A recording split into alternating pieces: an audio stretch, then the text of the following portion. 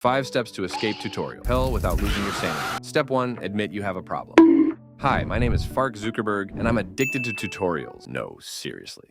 Let's face it, tutorial hell is a real place. You've watched that 12-hour JavaScript course, you've taken notes, you've even followed along perfectly. But now, when you open up VS Code to start your own project, your brain is like, wait, how do I code? The first step to escaping tutorial hell is recognizing that it's a trap. Tutorials are like those friends who help you move but disappear when it's time to unpack. They're helpful, but they won't stick around to help you solve real problems. Step 2, build something dumb, seriously. You don't need to reinvent the internet or create the next big app. Start with something hilariously basic. A temperature converter, because Celsius and Fahrenheit still fight like toddlers. A palindrome checker, bonus points if it tells you kayak is life. A click counter, so you can track every time you fail to debug. Pro tip, the project doesn't have to look cool. It just needs to work. Coding is like building IKEA furniture. It's messy, but when it's done, nobody cares how you got there. Step 3, Google is your new BFF. Programming isn't about memorizing everything. It's about Googling like a pro. Say your task is, make a button that screams when clicked. Your first question, how do I make a button in HTML? Next, how do I add a click event in JavaScript? Finally, how do I play a sound when clicked? Boom, you've Googled your way into coding glory. This is called question-driven development, QDD. It's not cheating, it's strategic Googling. Step 4, tutorials are tools, not crutches. Tutorials aren't banned, but here's the deal. Don't follow tutorials line by line like a robot. Do watch them for concepts or techniques. Don't copy-paste code mindlessly. Do break it apart and see why it worked. Think of tutorials as cheat codes. They're great for unlocking levels, but won't teach you how to win the game.